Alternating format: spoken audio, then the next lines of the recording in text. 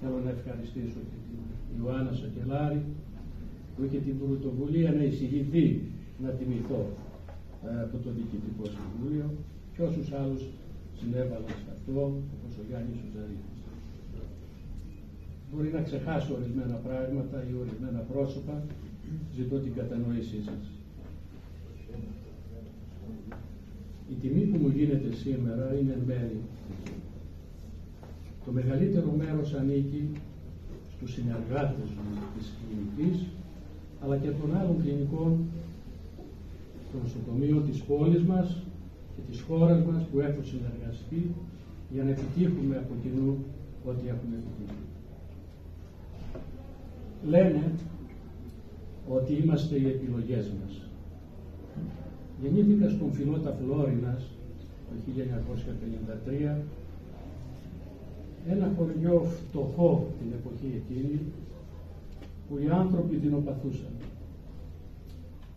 Επηρεάστηκα πάρα πολύ από τους γονείς μου, ιδιαίτερα τον πατέρα μου, στον τρόπο που βλέπει τα πράγματα και τη ζωή.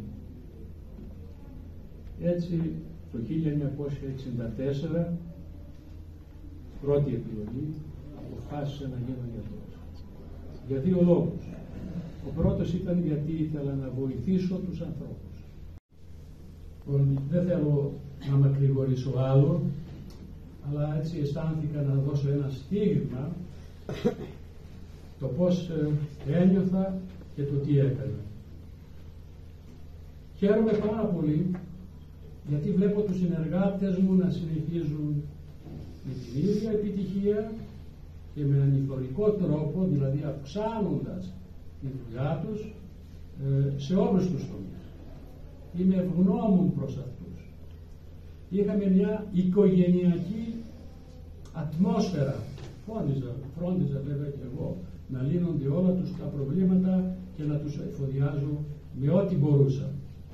Είναι άριστοι γιατροί, είναι άριστες νοσηλεύτριες, είναι άριστοι τεχνολόγοι, άριστοι βιολόγοι, οι πάντες είναι εδώ άριστοι, αγαπιούνται μεταξύ τους και πρέπει να κρατήσουν αυτό το κλίμα.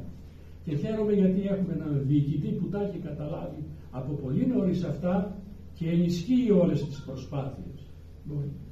Αυτά είχα να πω. Σας ευχαριστώ από καρδιάς όλους. Εύχομαι να είστε υγιείς και να συνεχίσουμε να προσφέρουμε στους ανθρώπους μας από όποιο από όποια θέση και αν είμαστε. Τέλος, θέλω να ευχαριστήσω τους συναδέλφους των άλλων κλινικών που κάναμε πολλά πράγματα μαζί.